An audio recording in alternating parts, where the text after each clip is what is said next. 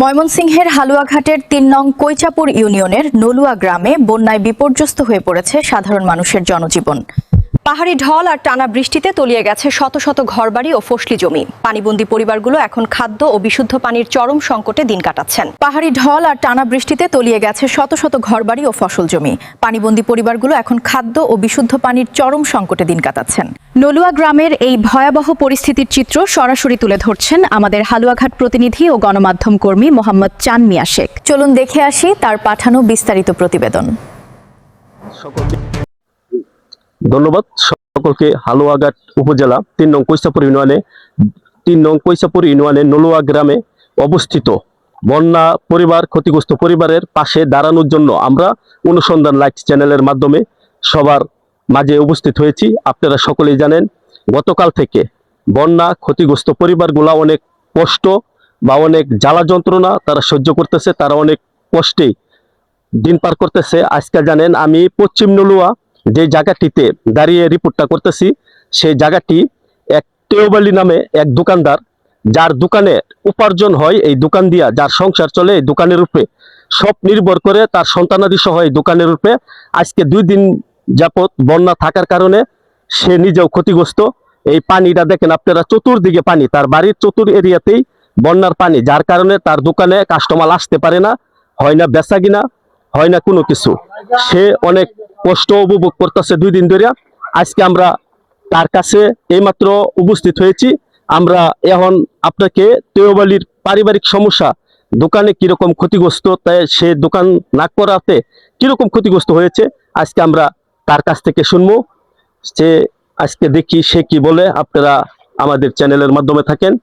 আসসালামু আলাইকুম কাকা। ওয়ালাইকুম আসসালাম। কিরকম আপনার দোকানে ক্ষতিগ্রস্ত? এবার ক্ষতিগ্রস্ত বেশি, চারিদিকে পানি টানি বন্যা আছে, দেখে ধান ফান যাই 2-1 কাটা করছে, এই সেই যে গরু আসলে আমার বাইশটা যাইতেছে বাইতে যায় রাগ করিয়া, কি করেন দেবো, এটা সে সামনে যেত না, দোকানপাট তো বন্ধ। এই যে আমরা 2-3 ফ্যামিলি নিয়ে বসে রয়েছি, এছাড়া তার আমাদের কিছু করার নাই। তোমার চতুর্দিকে খালি ক্ষতি ক্ষতি, কাস্টমার আয় না দোকানে, পানির কারণে এই যে চারিদিকে কোন কাস্টমার আসতে পারে না।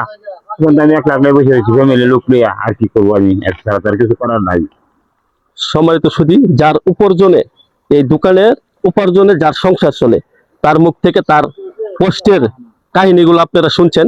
আজকে বন্যা ক্ষতিগ্রস্ত পরিবার কত কষ্ট করে, এই যে দেখেন আমাদের আরেকজন অতিথি, সে গরু নিয়ে চলে যাইতেছে।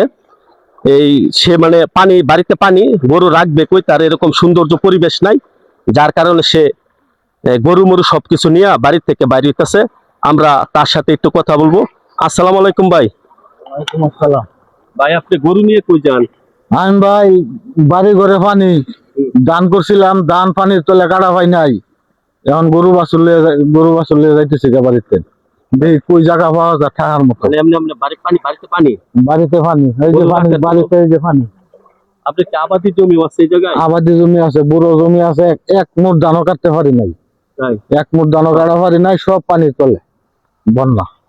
সম্মানিত সুধী, আপনারা তার কাছ থেকে অতীত কাহিনীগুলা শুনলেন। এই যে দেখেন আপনারা, আমরা এই জায়গায় আবার আপনাদেরকে ক্যামেরাটা দেখাই, বন্যা কি পরিমাণ পানির স্পিড হইতেছে আপনারা দেখেন।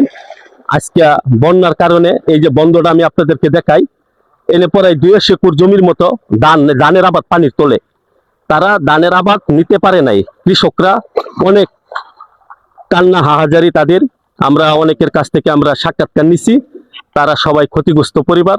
তারা দেখেন আজকে পানির তলে পাকা ধান, যে ধানগুলা তারা মানে কেটে বাড়িতে নিয়ে আসবে, সময় সংক্ষেপের কারণে এরকম পাহাড়ি ডল, মেঘালয় রাজ্য থেকে পাহাড়ি ডল মারার কারণে আজকে তাদের এই ধানগুলা পানি তলিয়ে গেছে, যার কারণে এই বুড়ো ধানের আবাদগুলা তারা ঘরে আনতে পারতেছে না।